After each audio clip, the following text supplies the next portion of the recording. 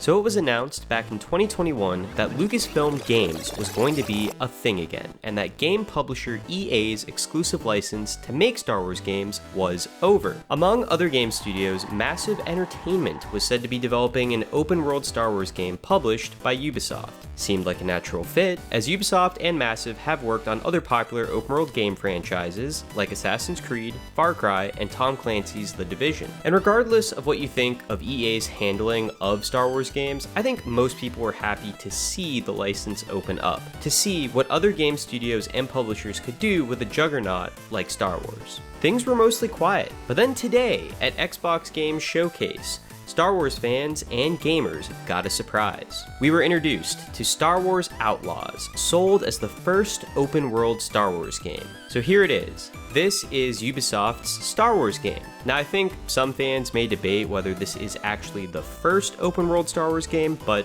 whatever. Out in the open, here it is, the world premiere trailer.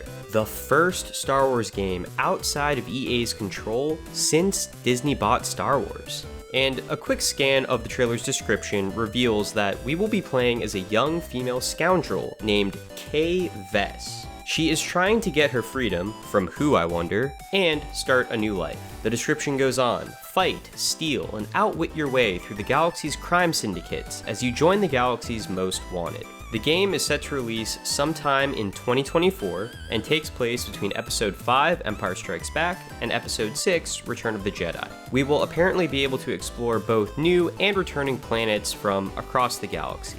And two other important characters besides Vess include her companions, Nyx, which seems to be kind of like her pet, and reminds me of a Pokemon. Kind of looks like Eevee or Pikachu on her shoulder. And then we got a droid, because everything in Star Wars is better with droids, right?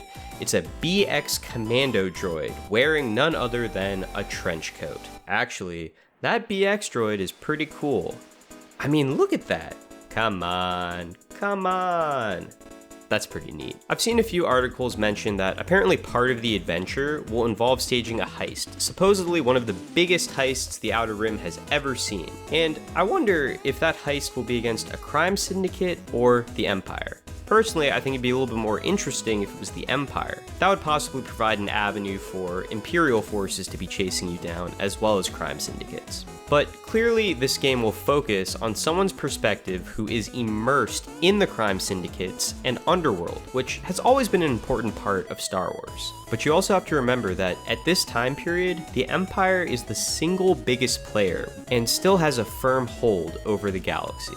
Okay, and lastly, mark your calendar because I believe tomorrow we are supposed to get gameplay shown off. I'm excited to see it, and I'm excited for this game. I can appreciate Jedi Fallen Order and Survivor for what they are, but I've always been a sucker for open world games. I personally can't help but be a little bummed that we aren't playing as a Force user in the open world game, but with Star Wars as the backdrop, I still think the possibilities are endless. And I'm curious to see how this game shakes out. Hopefully there will be good customization, immersive worlds, fun combat, and the story needs to be handled with care. But what do you think? Do you have any hype for this game? What are you hoping to see? And if you made it this far, please like the video and subscribe to the channel. I appreciate it. Listen, it's still early. We honestly have no idea if this game will be any good, but I choose to keep hope alive, to hope that a good Star Wars game is just around the corner.